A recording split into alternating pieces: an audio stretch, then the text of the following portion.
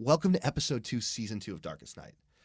As we mentioned before, the Darkest Night book, Caretaker's Eye by Johnny Farrow, is out now. Yep, it's a horrible, scary, children's-esque book for your coffee table. And we also have brand new merch at darkestnightpod.com.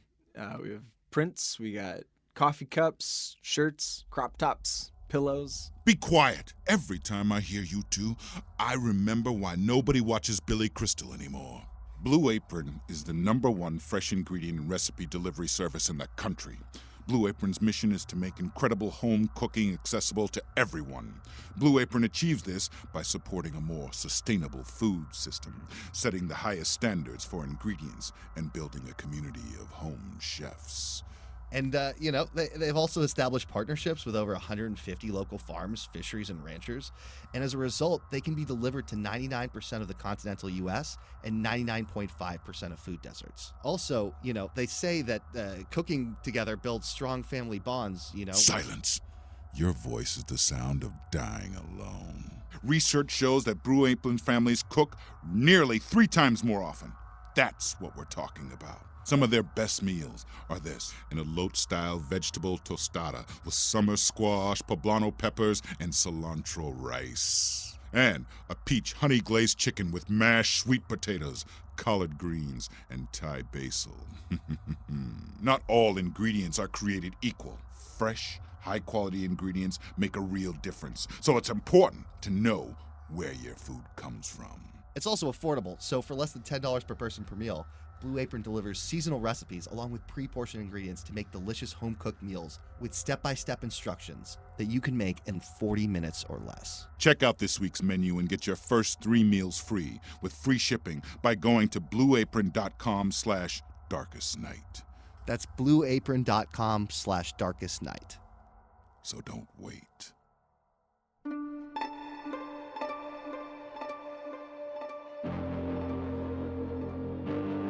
Brightest day breeds the darkest night, where your fear will have you running for your life. Hold on to the dying light.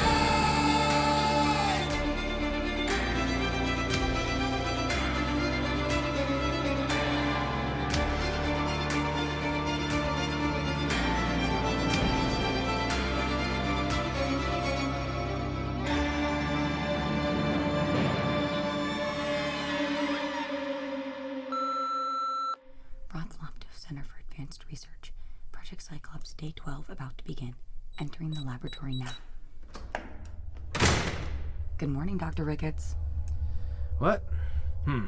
Yes, good morning. What are you reading? Previous lab reports, at least the ones made available by the center. A good scientist familiarizes themselves with the research that came before, which isn't particularly easy in this case. Your Dr. Kinsler wasn't the most organized, was he? He didn't exactly have time to itemize things for his successor. Ah, well, I'll make do. Can we talk about something else? I was under the impression that Kinsler's work and Project Cyclops was exactly what we were here every day to talk about. But yes, fine. You look tired. Wow, what a way to change topics for the better. Just an observation. Well, I am. I was up late last night reading article after article online about the plane crash we saw via yesterday's subject. And all of the articles suggest the plane went down due to equipment malfunction, but we know that's not true. right, so? So what about the black box? Communications with air traffic control? Someone has to have actual evidence of the truth. We work for a company that has developed the technology to see through the eyes of the deceased. Does it seem so unlikely that someone could alter the findings of a black box? No, but doesn't it bother you to know that all those lives were lost and the real cause is being suppressed? It's not my job to be bothered. It's my job to collect scientific data. And I should think that you, of all people, with your experience here, should want to take the same course. Yes, but Fine. Let's get to work. Yes, let's. What have we got? Female, mid-20s, extreme trauma to face. That's putting it mildly. She's been mutilated. As I was saying, extreme trauma to face. Okay then. Removing optic nerve. Project Cyclops, Trial 7 Zeta 2, timestamp is registering correctly, initiating playback in 3, 2, 1, initiate. And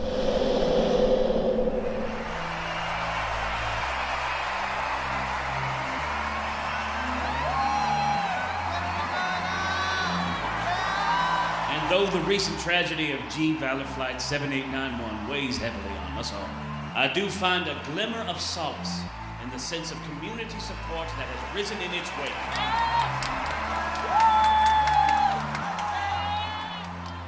He really is something, isn't he? Mm-hmm. I'm sorry, I don't mean to gush. I'm sure that since you're his assistant, this is all very routine for you. But I've campaigned and worked for the senator for years, and this is the closest I have ever been during one of his speeches. It's the one drawback of working at a branch office. The up close and personal sometimes gets lost. When you're in the crowd, you never really realize how big it is. Are they always this big? Sometimes bigger. Wow. And that's thanks in part to you. Well, I don't know if that's true. Look, Beth, you wouldn't be here if you weren't supposed to be. The senator knows the amount of work his staffers put in, and he's been making an extra special effort to invite those of you who have gone above and beyond to spend time with him so that he can offer his thanks. It's why he invited you and your associate to dinner tonight, is to express his gratitude. I know. It was just a nice surprise, that's all. Eli and I were thrilled to receive the invite. Which, now that we mention it, I'm surprised Eli is running late. It's not like him at all, and he'd love this. Well, you of all people should know that a staffer's job is never done. Mr. Dale had a few other matters to attend to at the request of the senator. He'll join us shortly. I see. Look at it this way, Beth. At least you're not the one who had to work late. Fair point.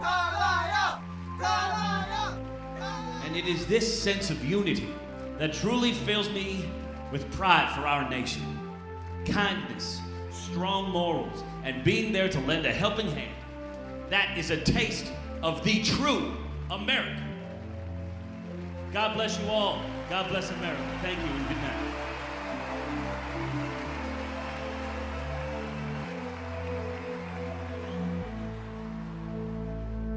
Although Beth had worked for him for years, as Senator Jackson Carlisle made his way from the stage toward the spot in the wings where she stood, the young staffer couldn't help but feel a twinge of nervous energy in her gut.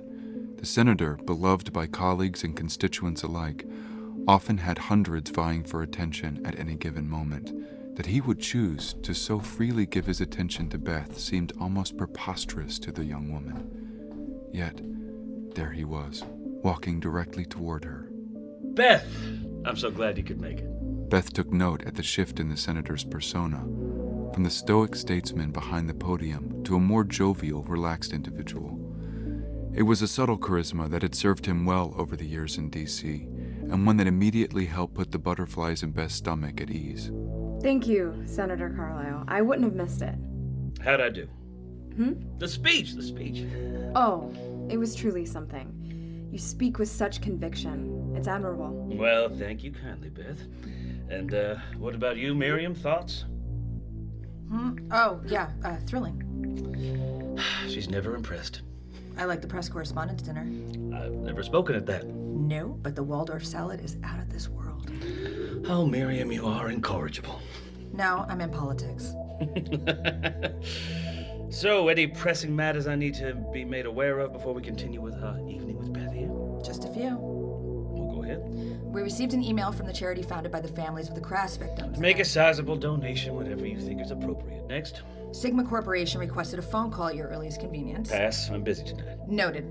Also, your other campaign donor has requested that you touch base whenever possible. She seemed to suggest it was a matter of some urgency.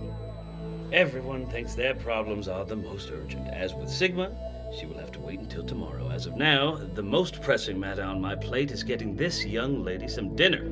If you could please bring the car around, Miriam, let's not make her wait any longer. Of course. My apologies. As you know, a senator's work is never done. Oh, I don't mind, really. A hard worker and polite. I love that. I'm just doing my job, Senator Carlisle. Jackson, please. You've been working at our branch office for how long now? Going on 6 years, give or take. 6 years? Why, that's a whole senatorial term. I couldn't do it without people like you, Beth. Lots of folks just do their jobs, but It's the ones who come and give it something extra that make the difference. Well, thank you, sir. Jackson. Jackson. That really means a lot coming from you. Nonsense. A politician is only as good as the people around him, and that is why I'm trying to take time out to express my gratitude to those of you who have gone above and beyond. Speaking of which, it seems Miriam has brought the car around so we can get this evening underway. Shouldn't we wait for Eli? Eli? Ah, yes. Well, as Miriam might have mentioned, I tasked Eli with a special assignment. He'll be meeting us at dinner. Oh. What assignment was that? Now, that's part of the surprise. Shall we? Sure. I mean, yes, please. Jackson. After leading Beth through several dark corridors of the venue's backstage area, the senator and the young woman emerged through a nondescript door into an alley. Although the faint chatter of the crowd could still be heard in the distance, the alley itself was devoid of any signs of life, save for one black town car parked ominously under the splash of the door's one dull yellow service light. The windows of the vehicle were covered in a dark tint, revealing no clues to the car's interior or those who may occupy it. This is us. It's nice. Perks of the job. After you.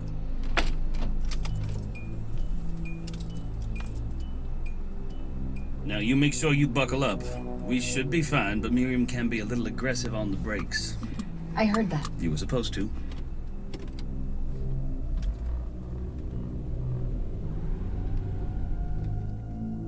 I didn't realize Miriam was also your driver. Well, she's not usually, but my regular driver left recently to go to work for a private limo service, and we haven't found a replacement yet. That's unfortunate. So, where are we headed? I guess I'm not really sure where senators eat. Yuck, who would want to eat where senators eat? They're so boring. No restaurants. I'm really picky, and most of the places in town are just so lackluster. Then, what? I'm having a meal specially prepared for us at my home. Not just to suit my refined palate, of course, but also because I felt a personal touch was important. I hope that's okay. Oh. Yes. Yes, that's fine. It's awfully nice of you to invite us into your home. No, it's my pleasure, really. And Eli knows to meet us there? Oh, yes. Eli has the details and has been prepared. Great. I didn't realize you were such a gourmand. Though I would hardly call myself a gourmand. I dabble. I still make too much of a mess in the kitchen to be a pro, though. I sympathize. I can barely boil water. Well, that's one thing I will not ask you to do. Thank heavens.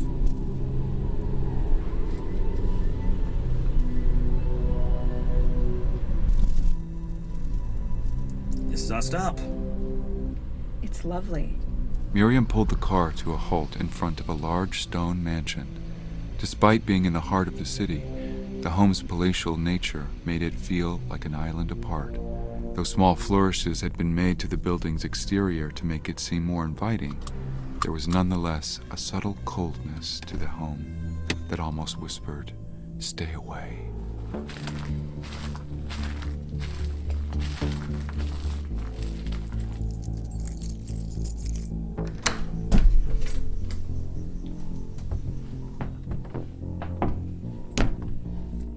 Welcome to my home. Wow. It's really nice. Thank you. It's been in my family for generations. It certainly requires some upkeep, but there is something to be said about preserving a legacy. Well, you seem to have done a wonderful job. It smells so good in here. Ah, yes. It seems our chef for the evening is already at work. Miriam, would you mind checking on that? Of course. Are you going to be joining us for dinner, Miriam? Me? No, I'm a strict pescatarian. I'll be skipping the meal, but I'll be working with the chef to coordinate the courses, so I'll be in and out. You're not rid of me yet. Oh, I didn't mean to. Oh, don't mind Miriam. All that fish in her diet. I'm convinced the mercury has affected her sense of humor. No, sir. Just the hours on the clock. Off you go, Miriam. Sir. Everyone's got special diets these days. Vegetarians, pescatarians. It's so limiting. Though I suppose I forgot to ask. Any restrictions? Oh, no. I grew up in the Midwest on a Midwest diet. I'm a meat and potatoes kind of girl. Bless you. One thing I've always said about the fine folks of the Midwest. They know how to eat and they know how to vote. Come in, make yourself at home. you are. Glass of wine from my colleague in Martha's Vineyard. Oh, I insist it pairs well with the meal. Oh, okay. To hard work. And, of course, to America. Cheers. Good, right? Very. Told you. If you'd like to convene in the dining room, the appetizers have been set out. Wonderful.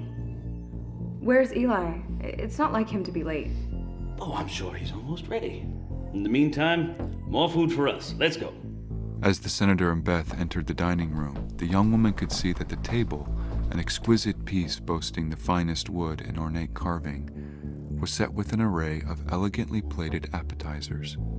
Each piece of meat, crudité, and garnish was arranged to appeal to the senses. An appeal that was certainly successful, as Beth could feel her stomach growling. Wow. There's so much. I told you, I like to be open to dining options. Go ahead, dig in. I don't even know where to start. Allow me. With no small amount of showmanship, Senator Carlisle approached the table, carefully selecting one of the many plates. Lifting it, he carried the dish over to Beth, who surveyed its contents. She saw small crackers, topped with tiny chunks of red, lightly grilled pieces of meat. Each was covered with a dollop of thin red sauce. The smell was strong, at once foreign, but also oddly familiar. What are these? House specialty. Go on, try one. Lifting a cracker from the plate to her mouth, Beth took a bite. The meat was salty, but flavorful. The sauce spicy, but with the vaguest hint of something almost like copper. It was unlike anything Beth had ever had before. That's good. Isn't it just? Mm-hmm. Have another. Just one more. I don't want to spoil my appetite before Eli gets here. Of course. Allowing Beth to remove one more of the treats from the tray, the senator returned the dish to the table. More wine. Oh, I couldn't possibly. You barely touched yours, and I'm almost done with my glass. I don't want to look like a lush in front of the boss. Nonsense. I insist. It is good. As I said, it's a very specific vintage. Now, Beth, before the evening continues any farther, I want to discuss with you the real reason I brought you here tonight. Oh, Senator Carlisle, Before Beth could finish her thought, the door to the dining room swung open. Miriam, usually unflappable, entered the room with a look of uncharacteristic dismay. Sir. Miriam, I was in the middle of something. It's the other donor, sir. She's on the line and is quite insistent that you speak now. Fine. Transfer the call to the study. I'll be right there. Yes, sir.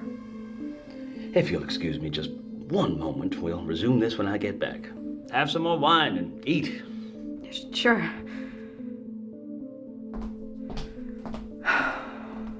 What the hell is going on? Is my boss hitting on me?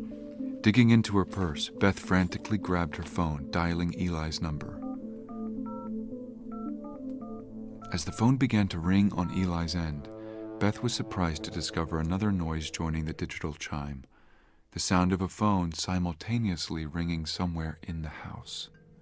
Curious, Beth began to follow the sound, each step drawing her closer to the ringing. Eventually, she found herself outside a thick service door, the chime of the phone clearly coming from the other side. The pungent aroma of the cooking meal was extremely strong here, and the faint sound of sizzling suggested that the ringing had to be coming from the kitchen. Cautiously, Beth pushed open the door and entered. Oh my God! What the fuck are you doing, Eli? Emerging into the kitchen, Beth was able to confirm what she had already suspected. The ringing on her handset and the ringing in the house were one and the same. Standing before her at the stove was Eli, her co-worker and the evening's assumed tardy party. Eli's phone, which continued to ring, was buried somewhere in his pocket. Physically surveying the young man, it was clear why he had yet to answer it. His left arm, severed below the elbow, now lay on the stovetop, sizzling in a marinade of onions and olive oil. In his right hand, Eli clutched a spatula, casually pushing pieces of his severed appendage around the skillet. In the spot where his arm once existed, A neat bandage dressed the amputation, and though the occasional droplet of blood would fall from the fresh wound to the floor, the garnish chef didn't seem to notice. Oh my god, what the fuck? At the sound of Beth's voice, Eli turned to her, his eyes glassy. Although Eli was standing in front of Beth, one look confirmed that whoever was looking back at her was not present. Blood, fresh and thick, was caked around his mouth. Almost lazily, he opened his lips as if to speak, but only a soft moan escaped.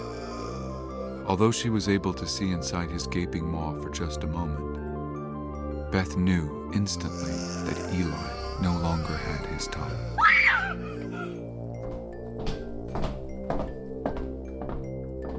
What? What the fuck is going on? This is why we don't leave guests unattended to wander the house. Then you need to learn to transfer your own. What did you do to him? I didn't do anything to him. As you can see, he's cooking himself. What happened to his tongue?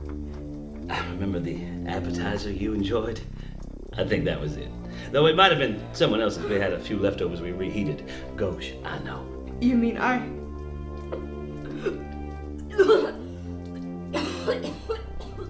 Oh, now that is no way to show gratitude to your chef. Ugh. Miriam, get her a glass of water. No, stay away from me, both of you. Oh, I don't think you're in any position to be telling us what to do. Please. Please, stay away.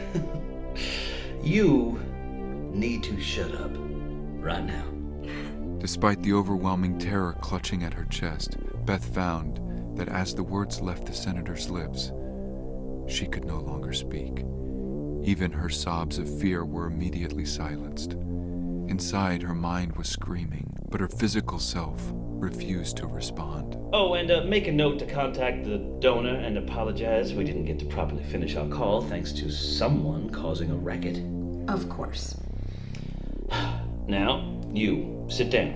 Once again, Beth found herself compelled to follow the senator's orders against her own will.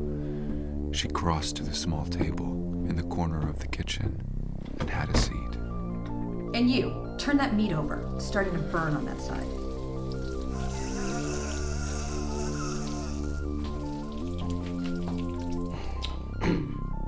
You can talk now.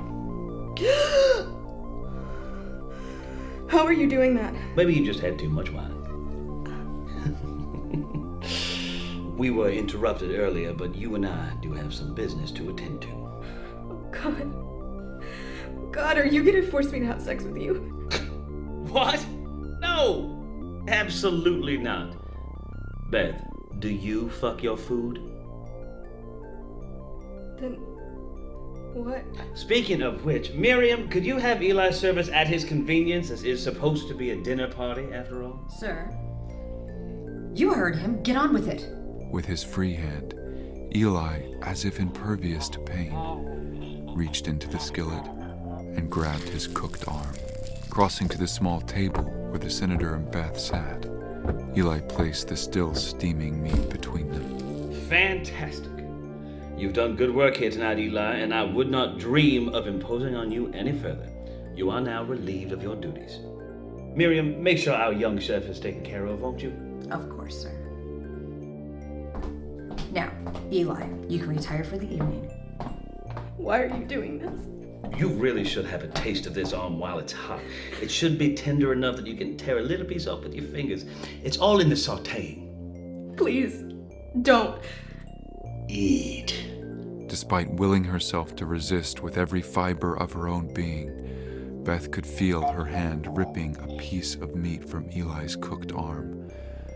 Slowly, she popped the morsel into her mouth, rolling the flesh over her tongue several times before chewing. Her stomach wrenched as she ate part of her friend, even as she attempted to suppress the thought that it was actually, in its own way, quite delicious. Oh, God.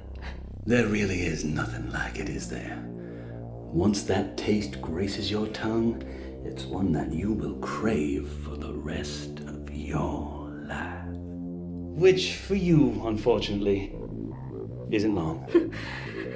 Why? Why? For the exact reason I told you you were invited, that's why. You're a good employee. I don't understand. Perhaps too good, aren't you? But apparently not good enough to clean out your email cache. Or else maybe we wouldn't have noticed that little expenditure report you and Eli shared with one another a few weeks ago. I don't know what you're talking about. Oh, come now. Feigning ignorance is a politician's job. Don't scam a scammer, Beth. I'm serious. So am I. Now, let's get back to the matter at hand. Bite off your finger.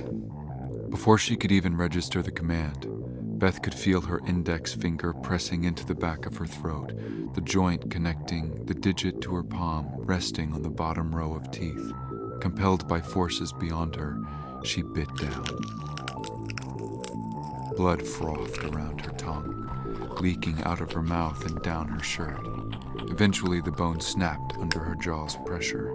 With a few more gnashes, she severed the last bits of meat. Her finger was now independent of her body. Get a hold of yourself. Now, those emails. The Sigma Corp donor emails. Bingo! We found a discrepancy. Money donated to the campaign by Sigma Corp was being sourced to fund a project by a competing donor. Yeah. I wasn't thrilled that you were able to connect those dots so easily. That's why you're doing this? No, you misunderstand. I was always going to eat you. Well, I noticed how delicious you looked when I visited the branch office ages ago. This little incident just helped bump you up on the menu. I was just curious how traceable that data was, but really just was a red herring. You'll never get away with this. Oh, but I have. You've worked in my branch office for years, and you never once noticed that staffers come and staffers go. My tastes are not a new development, just my ability to urge you to prepare the meal for me, which I much prefer. As I told you in the car, I am a mess in the kitchen. Pushing away from the table, the senator stood. He crossed to the counter, where an array of utensils were laid out, carefully selecting one. But I gotta hand it to you, Beth. You got to be privy to one of the Senate's best-kept secrets. One that kept me energized on the campaign trail, well-fed enough to filibuster for hours on end. So that makes you one of the special ones. Couldn't you just eat your heart out? Crossing back to Beth, Carlisle gently laid a meat cleaver in front of her. The young woman looked down at it in paralyzed terror. In fact, I think you should. I did promise you a meal, after all. With tears streaming down her face, Beth picked up the cleaver. No. I do hope I have enough garlic cloves for this.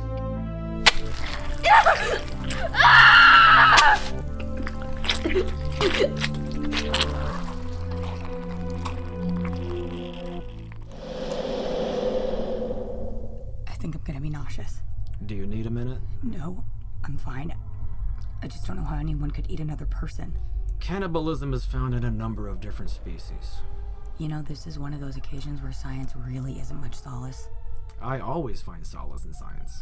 Still, the idea that there's a cannibal operating in modern society, let alone a member of our government. Do you know who that was? I voted for him. The lesser of two evils? Something like that. But I think we're bearing the lead here. Carlisle was using mind control. You're a very inquisitive lab assistant. You know that? I've seen drugs here that do something similar. Not quite to that extent, but still.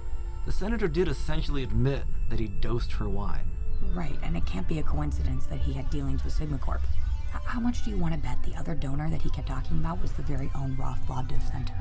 That's not my job to speculate on such things. Dr. Kinsler once told me that it would be useless to attempt to go to the authorities about things we see here. Maybe he knew that the center had government protection. Kinsler also knew to mind his own business, until he didn't. And we saw how that ended. Wait, you know? Know what? That Dr. Kinsler's dead? No, but I presumed, and you've just confirmed. It doesn't change much. I mean, what else could early retirement really mean in the grand scheme of things? I don't want to talk about it anymore. We're done for the day. Roth Lobdow Center for Advanced Research. Project Cyclops, Day 12 completed. If you can't wait to listen to the next episode of Darkest Night, go to Shudder.com. Shudder is a new kind of streaming video service devoted to the best horror movies available from around the world. On Shudder, you can listen to Darkest Night ad-free, a week early, in lossless sound quality, and even receive exclusive access to bonus content like our behind-the-scenes podcast, Talkest Night. For a free month, go to Shudder.com and use the offer code Darkest Night. That's Shudder.com, offer code Darkest Night.